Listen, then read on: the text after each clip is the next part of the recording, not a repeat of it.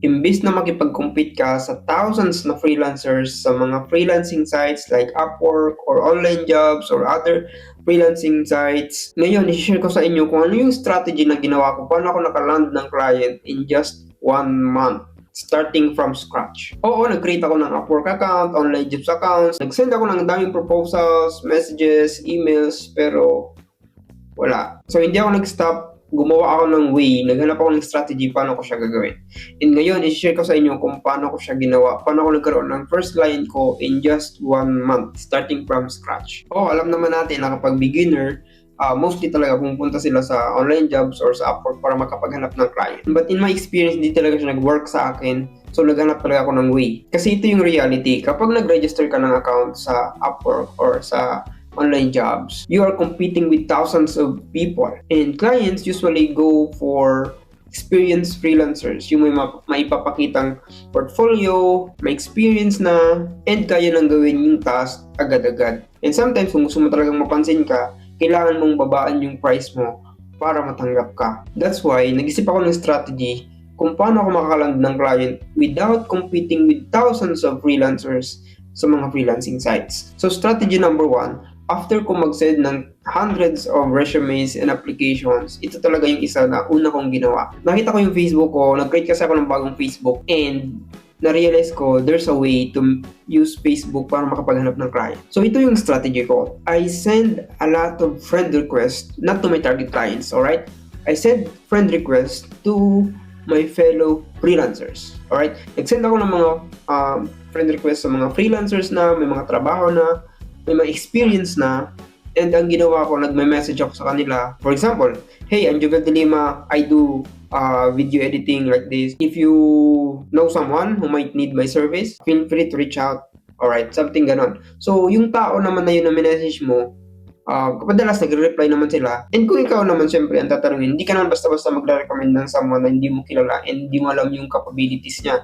Alright? So you have to create content about your service. So when the time comes na yung mga taong minessage mo, yung client nila nangailangan ng service na ino-offer mo, ikaw yung unang-una na pwede lang i-reach out. Alright? So you have to create also genuine connection sa mga taong sinisendan mo ng message. So you have to create content for them to know you that you can create or add value to them. The second strategy na ginawa ko that time is mag-create ng LinkedIn account. Kasi sa experience ko, nandun talaga yung mga business owners, service providers na pwede mo talagang maging client. You just have to be visible sa LinkedIn. Hindi pwedeng mag-create ka ng LinkedIn and maghanap ng work. Kailangan mo at the same time mag-create ng content, showing your expertise, showing the things that you can. And every day, make sure sa LinkedIn, you send connections, at least 20 connections per day.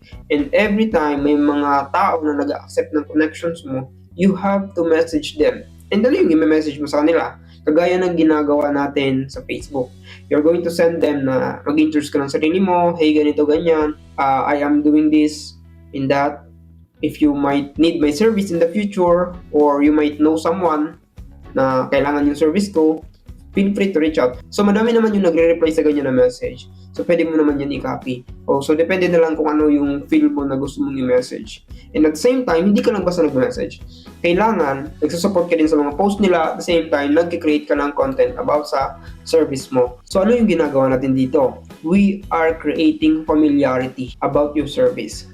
So sa dami ng message mo everyday, imposibleng hindi ka tumatak sa isip nila. For example, video editor ka or SMM ka. Kapag palagi nila nakikita yung post mo, palagi ka nagre-react, palagi ka nagko-comment, even though wala kayo masyadong conversation. Kapag yung tao na yon nagkaroon ng situation na ay kailangan ko ng SMM, ay kailangan ko ng video editor, ang unang-unang papasok sa isip nila is yung pangalan mo. Para magiging default nila na feeling nila kilala ka niya lang. So parang magiging natural na lang sa kanila na maiisip ka nila kapag pinag-uusapan yung topic about your service. So most likely na ikaw yung i-recommend nila, or kung silang may kailangan, kukunin ka nila. You just need to create a genuine relationship. And sometimes, ang kagandahan din sa ganyan na approach is, minsan hindi naman yan na kailangan ng interview. Alright? Ikaw na yung mag-i-interview sa kanila. Ano ba yung kailangan nila? Ano ba yung need nila? Paano ba sila matutulungan? Sila na yung i-interview mo kung paano mo sila matutulungan sa service mo. So, the hiring process will become very smooth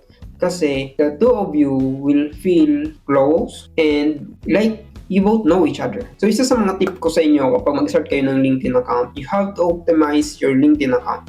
You have a clear profile picture, clear header thumbnail na nandun yung service mo, ano yung ino-offer mo, and make it very consistent from the top to bottom about what you do, what you offer, and all the details na kailangan ng client to make a decision. Make it super simple na hindi na nila kailangan mag-overthink about kung ano ba talaga yung ino-offer mo. Kung video editing, more on video editing lang yung sabihin mo. Yung mga content mo, more on video editing. Kung SMM, dapat ang language mo is all about SMM. So kapag may nag-visit ng profile mo, unang kita pa lang, alam ko video editor to, SMM. They don't need to guess na ano ba yung ino-offer nito? Ano ba yung ino-offer nito nag-message sa akin? Ano ba yung service? Ano ba yung mga gagawin niya? Ano ba yung mga kaya niyang gawin? So you have to break that friction na kailangan pa nilang mag-isip kung ano ba talaga yung ino-offer mo. So after mo ma-optimize yung profile mo, next naman yan is yung content strategy mo. Hindi pwedeng content ka lang ng content ng walang structure. Since nagsisimula ka pa lang, you have to create content that makes you connect with your target audience, your target clients. You can start posting about tips, about what you're doing, about your life, about your journey, lessons, something like that. So people will get to know you, who you are, how you think, what you do, something like that. So you don't need to overthink your content. You just need to be consistent. So since you already optimized your profile, create content, the next of that is you have to start sending messages. So this is where the real connections happen. You have to send messages. Don't complicate the message. Just make it very simple. Simple message. So for example, hey, John, you have to always say their name. Alright? There is a psychological explanation about that, but you have to always say their name. So for example, hey John, I came across your profile. I really like your content and your post lately is interesting. So you can talk about anything.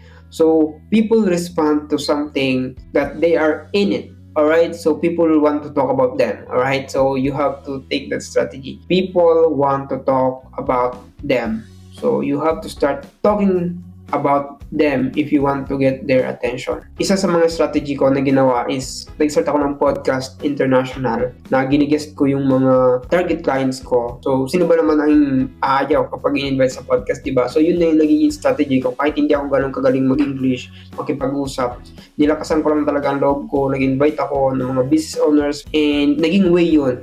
So to create credibility, to build connection para makalanda ko ng mga client. So, something na pwede nyo din gawin.